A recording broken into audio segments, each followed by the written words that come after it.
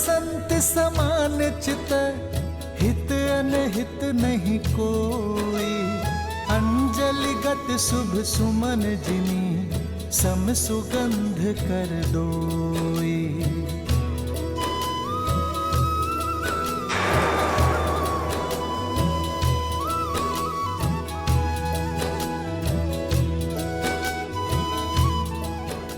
राम राम।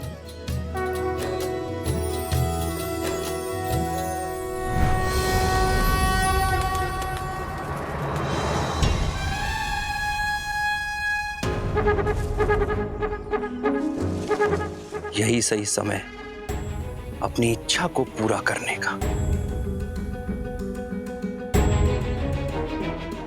एक बार बस इस सुंदरी को स्पर्श कर लूं, फिर मेरी इच्छा भी पूरी हो जाएगी और किसी को ज्ञात भी नहीं होगा।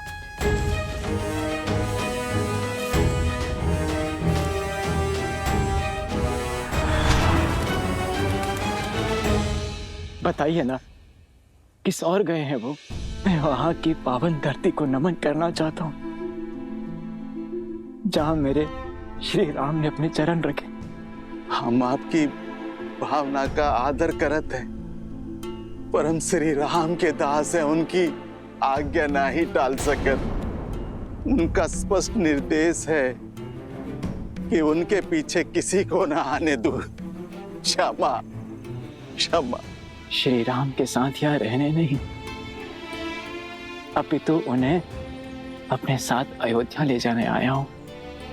और क्या इसमें भी उनकी आज्ञा का उल्लंघन होगा? पर क्या आप नहीं चाहते कि मेरे भैया राम अयोध्या के सिंहासन पर बैठे? ना ही मेरे मन में कोई खोट है और ना ही मेरे वहां जाने से उनकी आज्ञा भंग होगी। आगे का मार्ग बता दीजिए मुझे, अन्यथा मैं अपनी देह यहीं त्याग दूंगा।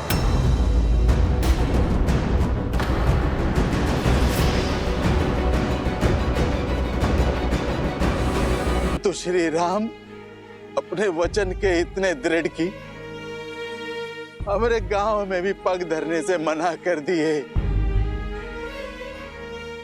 यहाँ वृक्ष के नीचे विश्राम किए सीता मैया के संग, और वहां लक्ष्मण भैया बिना पल के जब गाय रात्रि भर पहरा देते रहे। अयोध्या के गौरव मेरे राम भैया, सीता भाभी मां को इतने कष्ट भोगने पड़े। बेकार है ऐसे दास पर।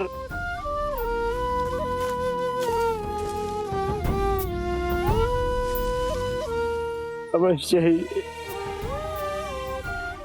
ही मेरी राम भक्ति में कोई खोट रहा होगा, जो अपने भैया पर होते कष्ट को आभास न कर पाया।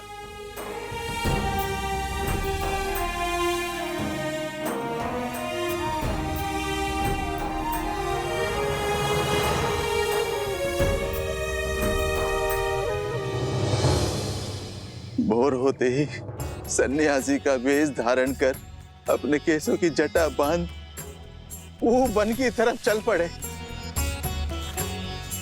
और अपनी पादुका भी छोड़ दी।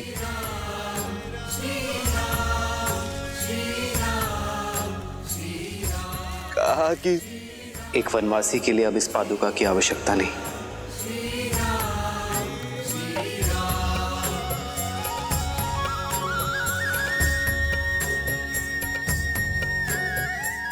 जिस मार्ग पर मेरे राम भैया नंगे पांव चले हो, तो उनका ये दास वो भी पादुकाएं नहीं पहनेगा, वो भी नंगे पांव चलेगा। निषादराज, मुझे शीघ्र अपने भैया के पास ले चलिए। आप सब बहुत दूर से आए हैं, बहुत थक गए हैं, तनिक विश्राम कर लीजिए। जब तक अपने राम भैया के चरणों में अपने किए हुए अपराध की क्षमा ना मांग लूं, राहत की सांस नहीं लूंगा मैं। बताइए ना, कहाँ गए वो?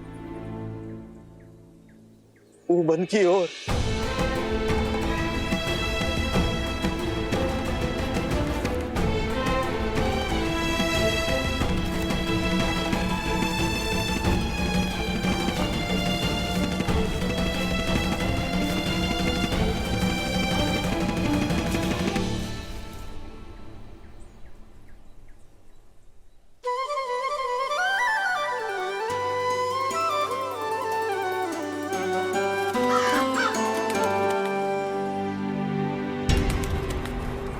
काकभूषणी जी,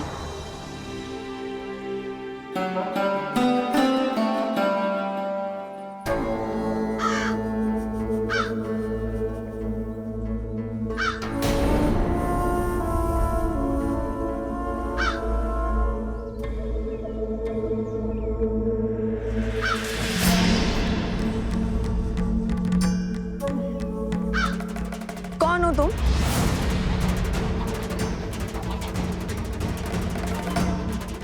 इसी क्षण अपने मूल स्वरूप में आओ, अन्यथा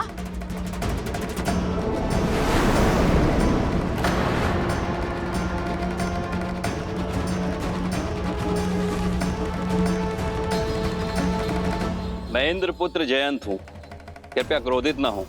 मैं तो केवल आपके चरण स्पर्श कर आपका आशीर्वाद लेना चाहता था। एक स्त्री को प्रकृति छठी इंद्री के साथ इस संसार में भेजती है, जो मलिन स्पर्श और मलिन दृष्टि दोनों को समझ जाती है, और तुमने मुझे मलिन हृदय से छुआ है।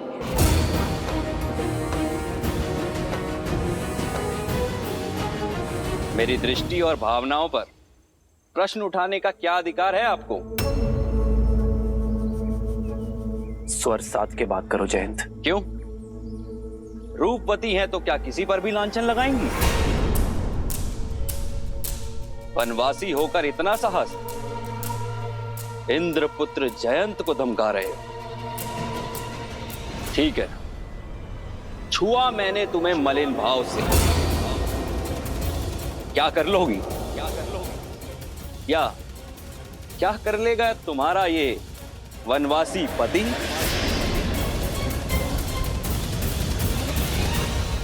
जितना बड़ा पद उतना ही बड़ा तट।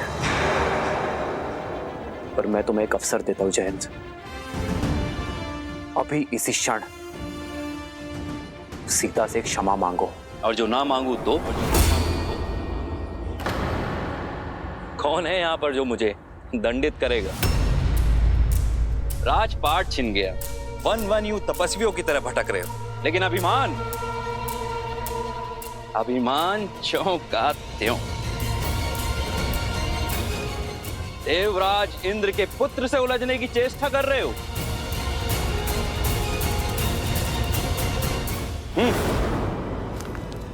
रुक जाओ जयंत।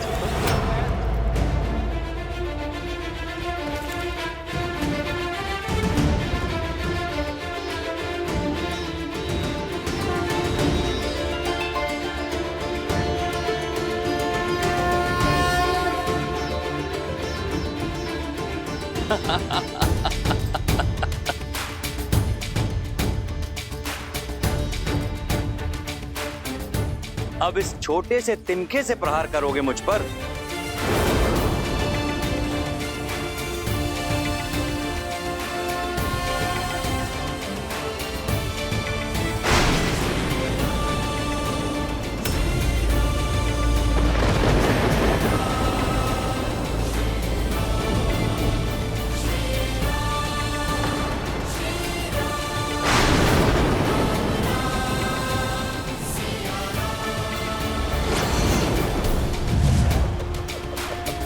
ब्रह्मास्त्र!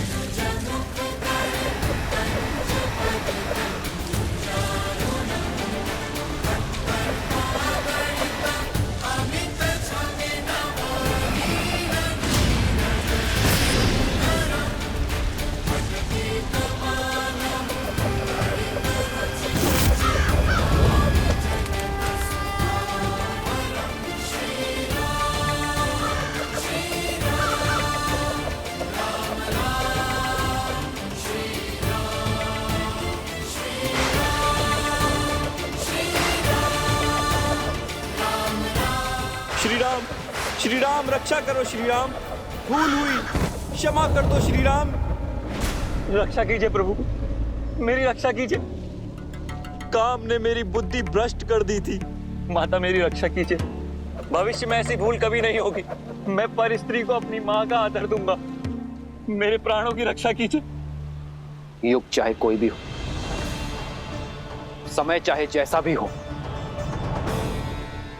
एक स्त्री की गरिमा भंग करना सदा ही महापाप की श्रेणी में आता है जयंत। यदि एक निर्धन की लज्जा पर प्रहार करोगे, उसे सताओगे, तो एक तिनका भी ब्रह्मास्त्र बनकर लगेगा तुम्हें। कुछ अपराधों के लिए क्षमा नहीं, सीख देनी पड़ती है। एक स्त्री का शील भंग करने के दंड से तो स्वयं तुम्हारे पिताश्री भी ना बच सके और सहस्त्र घाव लेकर घूम रहे हैं, तो तुम कैसे बचोगे?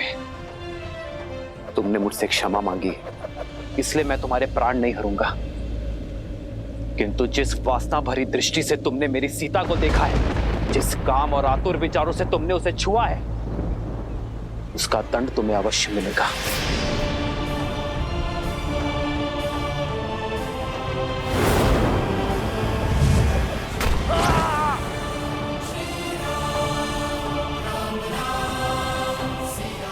मुझे जीवित छोड़ने के लिए धन्यवाद श्री राम। मैं वचन देता हूं कि भविष्य में फिर कभी किसी भी स्त्री के लिए अपने मन में कुविचार नहीं लाऊंगा। मैं वचन देता हूं।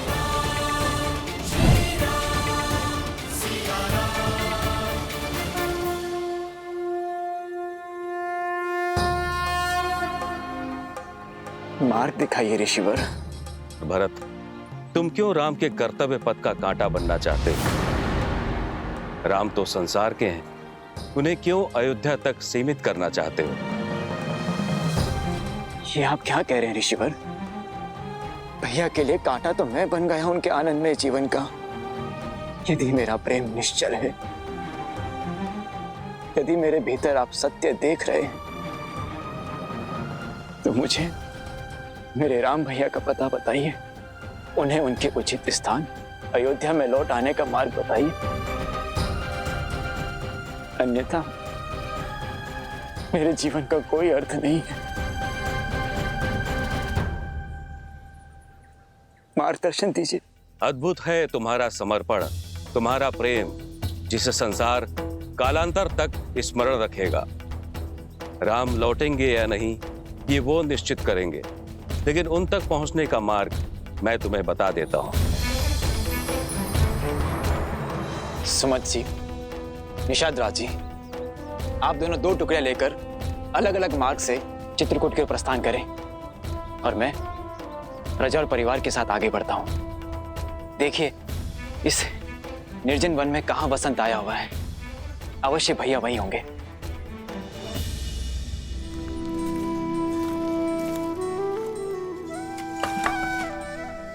ईंधन के लिए लकड़ियां ले आया हूं माता। अब मेरा विचार है कि इन लकड़ियों को हम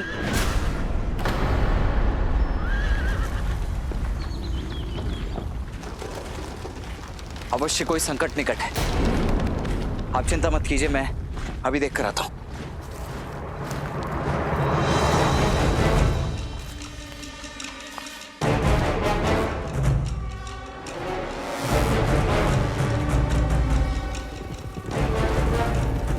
अयोध्या का सैन्य दल। भैया सावधान! शस्त्र उठाइए भैया, इस समय ध्यान करने का नहीं, बाण संधान करने का है। क्या हुआ लक्ष्मण? इतने विचलित क्यों हो तुम? क्योंकि दुस्वप्न सत्य होने जा रहा है भैया, परंतु मैं उसे इस बार सफल होने नहीं दूंगा। बस आपको मेरी सौगंध है, आप मध्य में मत आइएगा।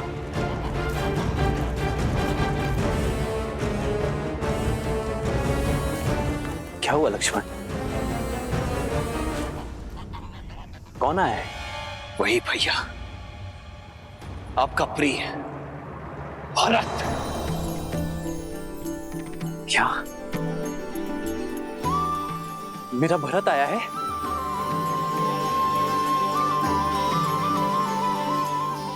भरत? अवश्य गुहा का हृदय जीत लिया होगा मेरे भरत ने। अब तो बड़े हो जाओ लक्ष्मण। क्या बचपन की भांति अब भी मेरे प्रेम के लिए भरत से लड़ने को सज्ज हो तुम? आपका मन इतना पवित्र क्यों है भैया? देखिए भैया, देखिए, आपका प्रिय भरत अकेले नहीं आ रहा है, अपने साथ संपूर्ण सैन्य दल को लेकर आ रहा है। अपने साथ संपूर्ण सैन्य दल को लेकर आ रहा है और सेना लेकर कोई भी भ्रातृ प्रेम जताने तो नहीं आता है भैया, आक्रमण करने आता है। आपको निष्कासित करके उसका मन नहीं भरा है भैया, और फिर अयोध्या के मन में अब भी बसे तो आप ही है ना भैया। इस बात को सहन नहीं कर पाएगा, वो नहीं कर पा रहा है। भय है उसे भैया कि कहीं उसका राज्य उससे छिन ना जाए, इसीलिए आप पर आक्रमण करके इस संदेह को सदा सदा के लिए मिटा देना चाहता है। लक्ष्मण, संसार में ऐसा कुछ नहीं जो मेरे भरत के मन को मलिन कर दे। माता कैकेयी के लिए भी तो आपके विचार यही थे ना भैया, परंतु उनका मन तो हो गया मलिन। भूलिए मत भैया, भरत की धमनियों में भी उन्हीं का रक्त दौड़ रहा है। शक्ति और सिंहासन की चाह ने देवराज इंद्र तक को भ्रमित कर दिया था, फिर भरत तो एक साधारण सा मनुष्य ही है ना। यही तो अंतर है इंद्रदेव में और भरत में लक्ष्मण। वो भरत है, कभी भ्रमित नहीं हो सकता। तो मैं भी आपका लक्ष्मण हूं भैया, जिसके जीवन का एकमात्र उद्देश्य आपकी रक्षा करना है और कुछ नहीं। और ये तो मैं करके रहूंगा।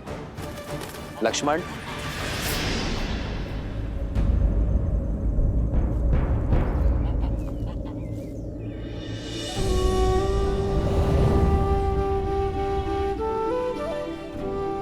तुम्हारे सामर्थ्य पर तनिक भी संदेह नहीं है मुझे लक्ष्मण, किंतु आवेश में आकर बिना उचित अनुचित का भेद जाने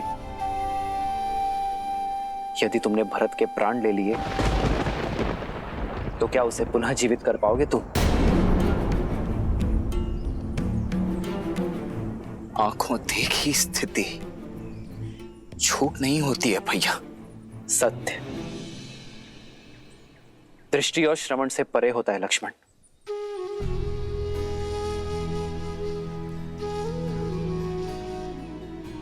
यदि भरत पर नहीं तो मुझ पर विश्वास कर लो। भरत के मन में केवल निश्चल प्रेम वास करता है लक्ष्मण, और कुछ नहीं।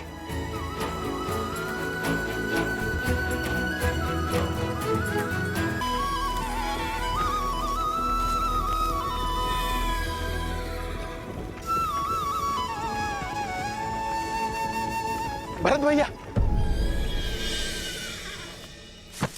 भरत भैया, वो कुटिया मिल गई जिसमें श्री राम, सीता मैया और लक्ष्मण भैया रहते रहे। अब एक क्षण भी उनका वियोग नहीं सह सकता मैं। वो कुटिया कहाँ है? हुआ है भरत भैया। निषाद राज जी, आप शेष सभी को लेकर के आइए। अब और प्रतीक्षा नहीं कर सकता मैं। हुआ चलो चलो चलो, सब पीछे पीछे आओ, हमरे आओ, चलो।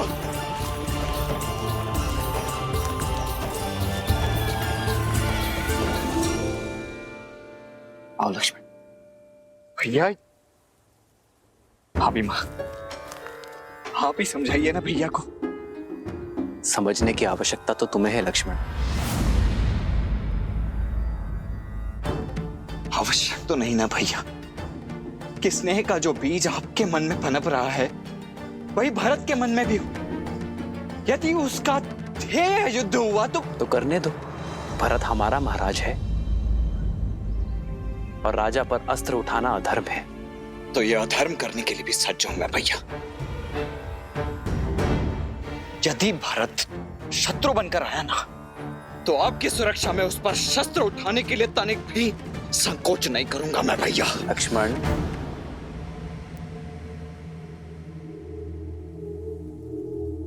राम भैया,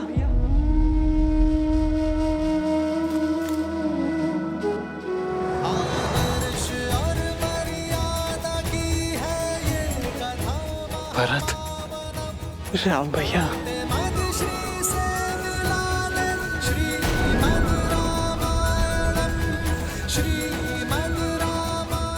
मेरा भरत।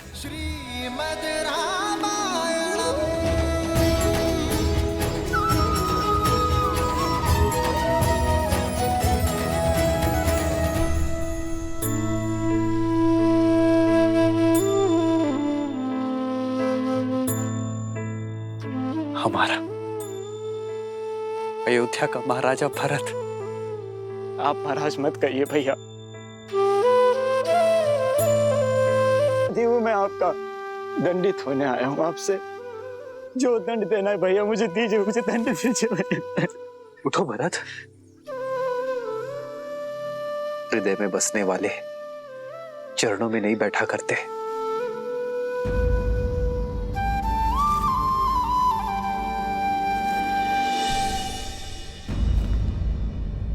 मैं हृदय से लगाने के नहीं बल्कि 100 कोड़े बरसाने के योग्य अपराधी हूं मैं आपका। मुझ पापी के कारण आपको इतनी वेदना भोगनी पड़ी। महलों की शोभा बढ़ाने वाली मेरी भाभी मां को एक वनवासी का जीवन जीना पड़ा और अपने प्राण से प्रिय लक्ष्मण को इतना कष्ट भोगना पड़ा। मुझे दंड दीजिए भैया, मैं इसी का भागी हूं, इसी का भागी हूं मैं।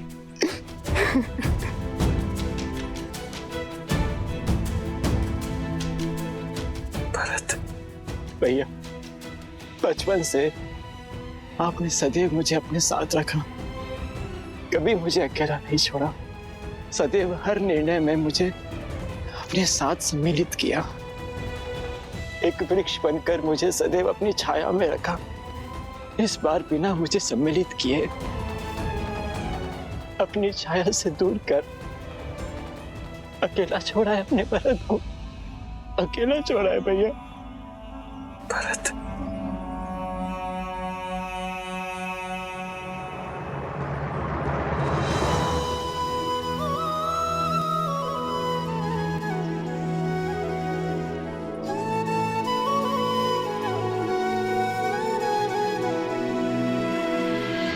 देखी भरत भावुक रघुराई, ब्रात मिलन की घड़ी है आई।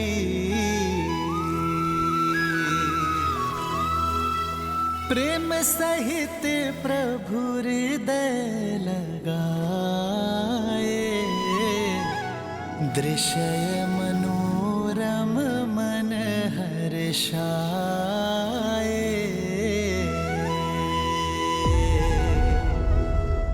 विश्वास नहीं होता, भिन्न भिन्न गर्भ से जन्म लेने वाले भाइयों के बीच इतना प्रेम। भाई एक दूसरे के पूरक होते हैं देवी। जैसे नारायण अपने शेषनाग के बिना, अपने सुदर्शन चक्र के बिना, अपने शंख के बिना अधूरे हैं, उसी प्रकार नारायण रूपी श्री राम भी अपने शेषनाग रूपी लक्ष्मण के बिना, सुदर्शन रूपी शत्रुघ्न के बिना, शंख रूपी भरत के बिना अधूरे हैं। भविष्य में जब जब संसार में प्रेम और धर्म का महत्व कम होगा, तब तब ये संसार इन चारों भाइयों के परस्पर प्रेम और समर्पण को सदैव स्मरण करेगा। कितना अभागा हूं मैं, शब्द कह तो दिया, किंतु संकट की घड़ी में अपना पुत्र धर्म नहीं निभा पाया। मुझे तो नर्क में भी स्थान नहीं मिलेगा माता। ऐसे अशुभ शब्द ना कहो भरत। अशुभ तो आपके साथ हुआ है माता। अपराधी हूं मैं आपका, पापी हूं मैं। लक्ष्मण, लक्ष्मण तुम्हारा भी अपराधी हूं मैं, पापी हूं मैं। तुम ही दंड दो मुझे, उठाओ ये धनुष और चला दो बाण मुझ पर।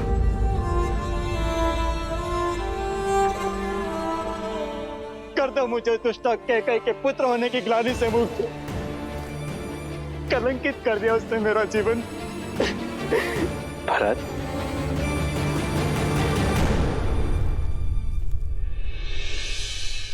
मेरी माता कैकई के लिए अपशब्द मत कहना। रघुकुल में स्त्री के सम्मान का पाठ पढ़ाया जाता है, उन्हें कलंकित करने का नहीं। और माता कैकई केवल एक स्त्री नहीं है, हमारी माता है। पिताश्री की तो सबसे प्रिय है माता कैकई। सोचो भरत, जब पिताश्री को ज्ञात होगा कि तुम्हारे विचार ऐसे हैं तो कितना कष्ट होगा उन्हें।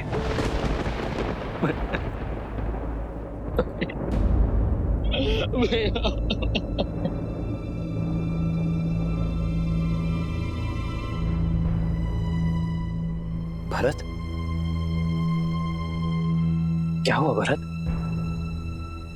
मैं हूं ना यहां तुम्हारे पास, अपने भरत के पास। शत्रुघ्न, तुम दोनों को ऐसे विलाप करता देख मेरे मन में अनगिनत कुशंकाएं जन्म ले रही हैं। और तुम दोनों यहां अकस्मात कैसे चले आए? अयोध्या में सब कुछ कुशल मंगल है ना भरत? और पिताश्री कैसे हैं? पिताश्री तो ठीक है ना? उन्हें छोड़कर कैसे आ गए तुम दोनों? पिताश्री उत्तर दो भरत, मेरी बात का उत्तर।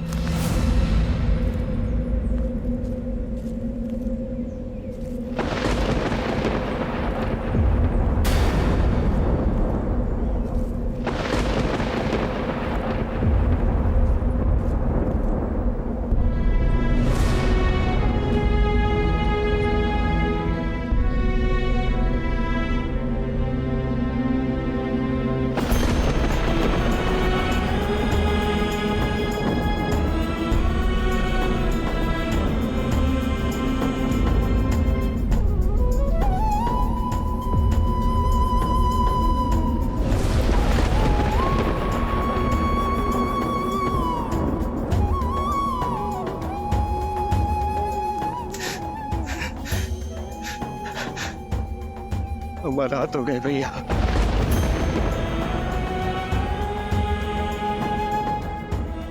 हमारा हाथ हो गए।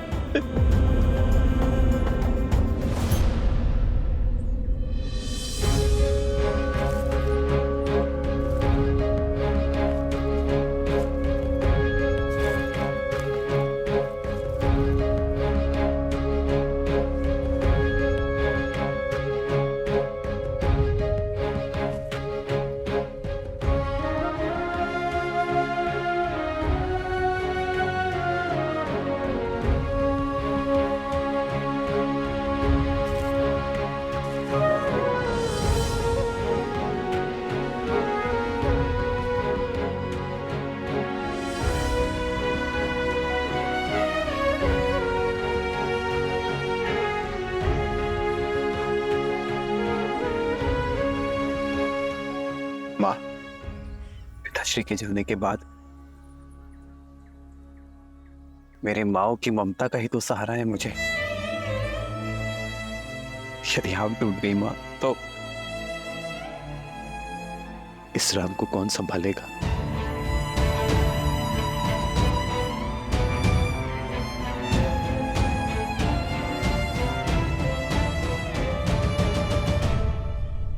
क्या कई माँ नहीं आई?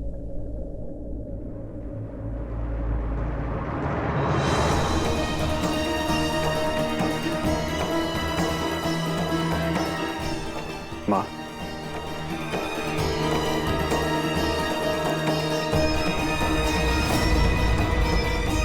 माँ होने का स्थान और सम्मान दोनों खो चुकी हूं मैं। मुझ जैसी कुमाता के चरण छूकर आपके भागी मत बनो राम। स्वर्ग जैसी अयोध्या में ईर्ष्या का बीज खोला है मैंने। प्राणों से अधिक प्रेम करने वाले पति के प्राण लिए हैं मैंने। सगे पुत्र से भी अधिक प्रेम और सम्मान करने वाले पुत्र को कष्टों का ये वियोग दिया है मैंने राम। मैं तो तुमसे क्षमा मांगने योग्य भी नहीं हो रहा, क्षमा मांगने योग्य भी नहीं हो रहा। ऐसा मत कहिए मां, क्षत्रानी हैं आप। अस्त्र को अग्नि में तपाकर अकाट्य बनाया जाता है, स्वर्ण को तपाकर कुंदन बनाया जाता है। आप तो अपने राम को और सबल बना रही हैं मां। सब नियति का खेल है मां। जो आज अशुभ है वो कल शुभ हो जाएगा। यदि आपने अपने राम को चरण स्पर्श करने ना दिए तो आपके राम का जन्म व्यर्थ हो जाएगा मां।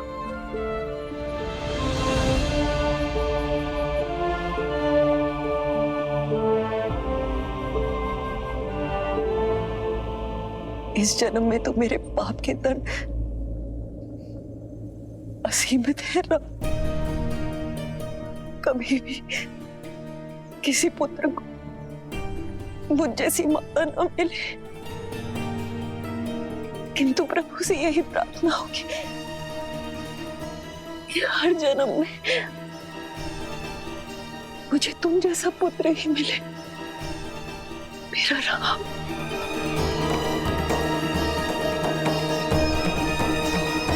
राम,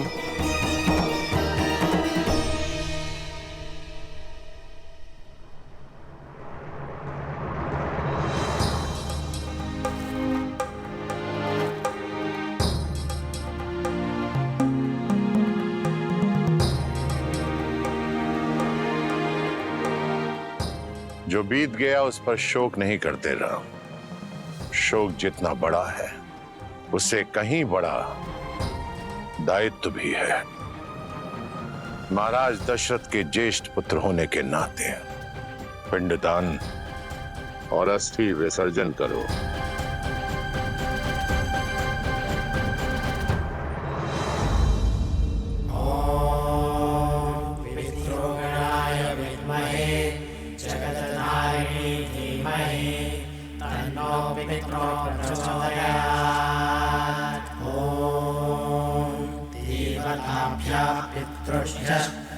महायोगेभ्यः एव च नमः। स्वाहायै स्वधायै नित्यमेव नमो नमः। ॐ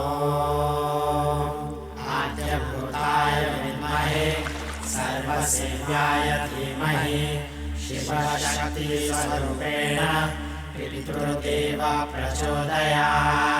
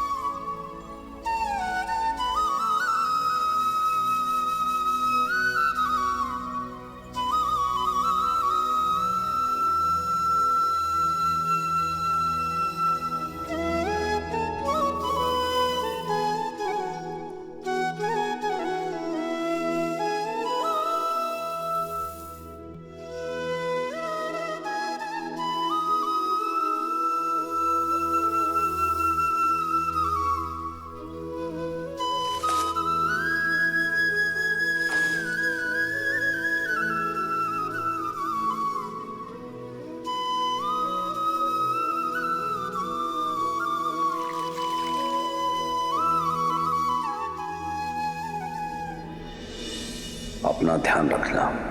जी पिताश्री, मैं अपना और अपने भाइयों का ध्यान रखूंगा।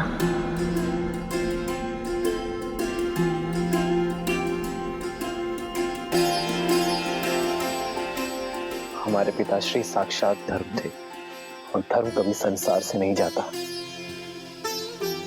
वो हम सब में अंश बनकर, अयोध्या का मान बनकर, रघुकुल की रीत बनकर। महाराज दशरथ की अंतिम संस्कार की अंतिम क्रिया समाप्त हुई। पंच तत्वों से बना हुआ शरीर पंच तत्वों में विलीन हो गया। जीवन का यही परम सत्य है और इसे स्वीकार करो पुत्र, और अपने पिता के सपनों को और उनकी मर्यादाओं को साकार करो।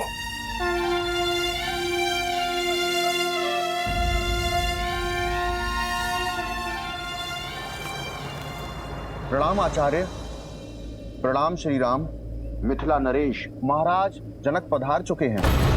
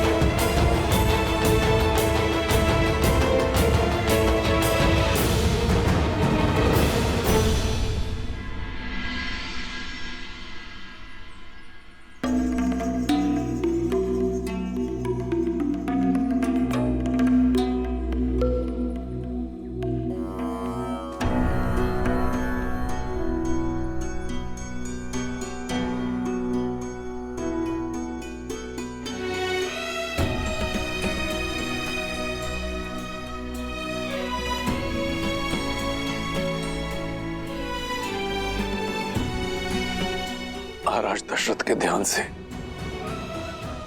जितनी विचलित अयोध्या है, उतनी ही शोकाकुल मिथिला भी।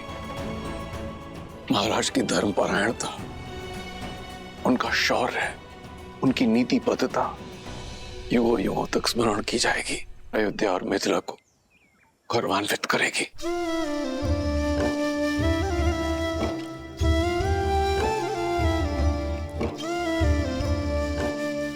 जिस पुत्री को इतने लाड प्यार से पाला, उस पुत्री को इस वनवासी रूप में देख आंखें भी भर आई और मन भी। मैं तुम्हारे लिए तुम्हारी माता का संदेश लाया हूं। वो चाहती हैं कि तुम अयोध्या लौट जाओ।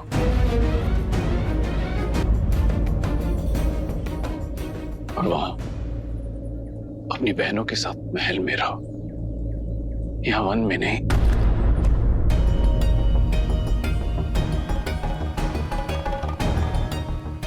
जैसे राम के साथ लक्ष्मण है, वैसे ही अपनी बहनों के साथ सीता।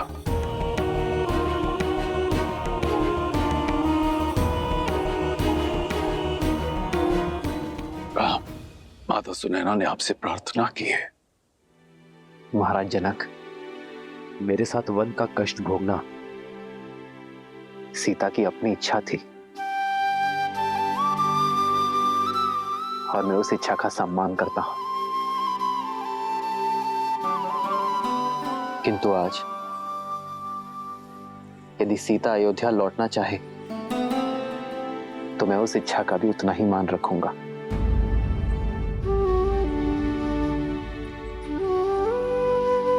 पुत्री, अब तो श्री राम की भी सहमति है।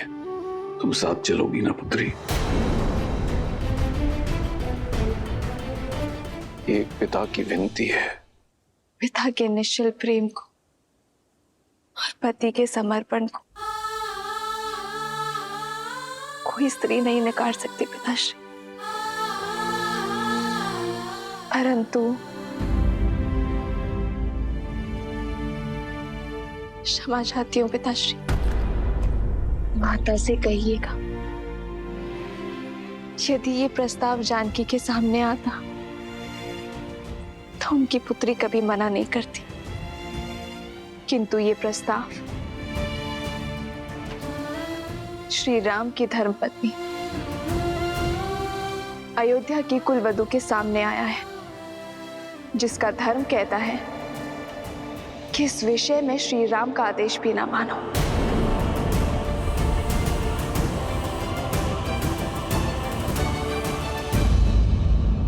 बने हैं हम, और ये बंधन इस संसार के किसी भी कष्ट से नहीं कटेगा।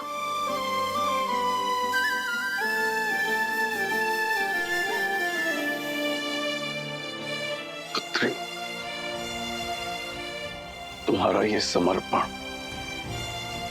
स्त्री जाति के लिए एक उदाहरण स्थापित करेगा।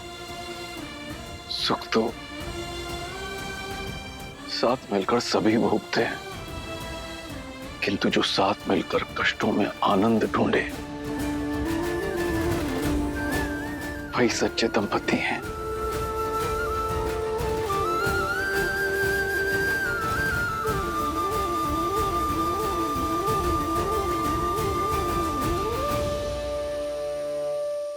क्या करूं पिताश्री, आपने संस्कार ही मुझे ऐसे दिए हैं। आपके संस्कारों का अंकुर ही तो मेरे व्यक्तित्व का वृक्ष है पिताश्री।